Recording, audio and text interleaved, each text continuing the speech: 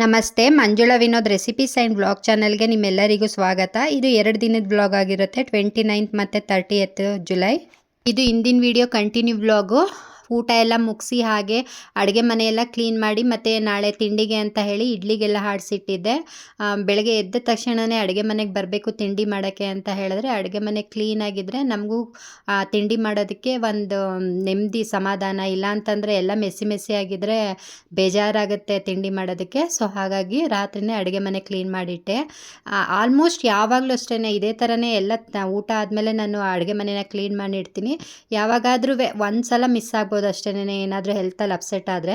So ಇದು ಬೆಳಗ್ಗೆ vlog 30th ಜುಲೈದು.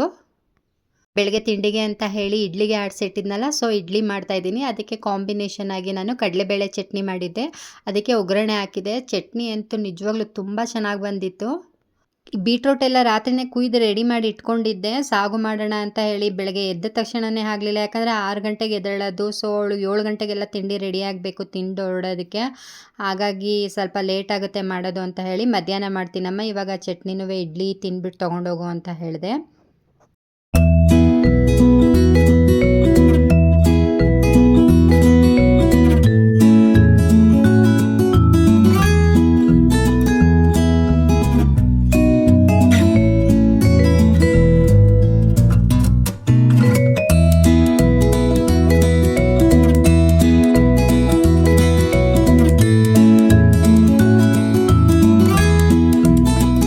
ಹಾಗೆ ಬಾಕ್ಸ್ಗೂ ಸಹ ರೆಡಿ ಮಾಡಿದೆ, ಎಲ್ಲ ಇಡ್ಲಿ ಮತ್ತು ಚಟ್ನಿ ಹಾಕಿಟ್ಟು. ಮತ್ತು ಇನ್ನೂ ಸ್ವಲ್ಪ ಟೈಮ್ ಇತ್ತು ನನಗೆ, ಹಾಗೇ ಸ್ವಲ್ಪ ಜ್ಯೂಸ್ ಮಾಡಿಕೊಟ್ಬಿಡಮ್ಮ, ಅದೇ ಬೆಟ್ಟದ ನೆಲ್ಲಿಕಾಯ್ದು ಅಂತ ಹೇಳಿದೆ. ಸರಿ ಆಯಿತು ಅಂತ ನಾನೆಲ್ಲ ಎತ್ತಿಟ್ಟಿದ್ದೆ. ಈಚೆ ಬೆಟ್ಟದ ನೆಲ್ಲಿಕಾಯಿ ಎತ್ತು ತೊಳೆದು ಎಲ್ಲ ರೆಡಿ ಮಾಡಿ ಇಟ್ಟಿದ್ದೆ. ಸೊ ಅವಳು ಕುಯ್ದು ಮಾಮೂಲಿ ಸ್ವಲ್ಪ ಜೀರಿಗೆ, ಉಪ್ಪು, ಒಂಚೂರು ಮೆಣಸು ಇಷ್ಟನ್ನು ಹಾಕಿ ಬೆಟ್ಟದ ನೆಲ್ಲಿಕಾಯಿ ಜ್ಯೂಸ್ ಮಾಡಿದ್ಲು. ನಾನೇ ಆಮೇಲೆ ಮಾಡ್ಕೊಳ್ಳೋಣ ಅಂತಂದರೆ ಸ್ವಲ್ಪ ಲೇಸಿ ಆಗಿಬಿಡ್ತೀನಿ, ಯಾಕಂದರೆ ಇದೆಲ್ಲ ಕೆಲಸ ಮಾಡಿ ಸ್ವಲ್ಪ ಸುಸ್ತಾಗ್ಬಿಟ್ಟಿರ್ತದೆ. ಹೋಗೋದು ಕಡೆ ಯಾರು ಮಾಡ್ಕೊಂಡು ಕುಡಿತಾರೆ ಅಂತ ಸುಮ್ಮನೆ ಆಗಿಬಿಡ್ತೀನಿ. ಅದಕ್ಕೆ ಅವಳು ಇದ್ದಾಗಲೇ ಒಂದು ಸ್ವಲ್ಪ ಹೇಳಿ ಮಾಡಿಸ್ಬಿಟ್ಟೆ, ಮಾಡಿಕೊಡಮ್ಮ ಅಂತ ಹೇಳಿ.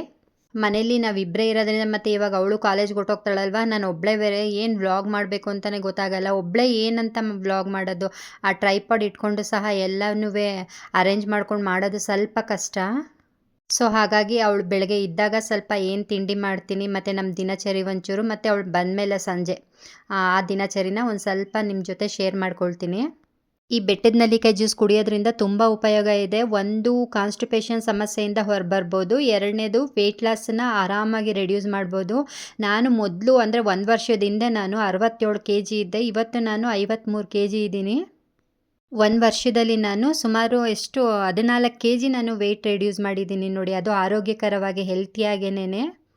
ಆದರೂ ಸ್ವಲ್ಪ ಡೌಟ್ ಬಂದು ಇಷ್ಟು ವೆಯ್ಟ್ ಲಾಸ್ ಆಗಿದ್ದೀನಲ್ಲ ಅಂತ ಹೇಳಿ ಒಂದು ಸಲ ಶುಗರ್ ಸಹ ಟೆಸ್ಟ್ ಮಾಡಿಸ್ದೆ. ಸೊ ಅದು ಸಹ ನಾರ್ಮಲ್ ಇದೆ, ಹೆಲ್ತಿಯಾಗೆ ವೆಯ್ಟ್ ಲಾಸ್ ಆಗಿರೋದು. ಸೊ ನೀವು ಯಾರಾದರೂ ವೆಯ್ಟ್ ಲಾಸ್ ಮಾಡ್ಕೋಬೇಕು ಅಂತಿದ್ರೆ ಬೆಟ್ಟದ ನೆಲ್ಲಿಕಾಯಿ ಜ್ಯೂಸ್ನ ಕುಡೀರಿ, ಖಂಡಿತವಾಗ್ಲೂ ವೆಯ್ಟ್ ಲಾಸ್ ಆಗುತ್ತೆ.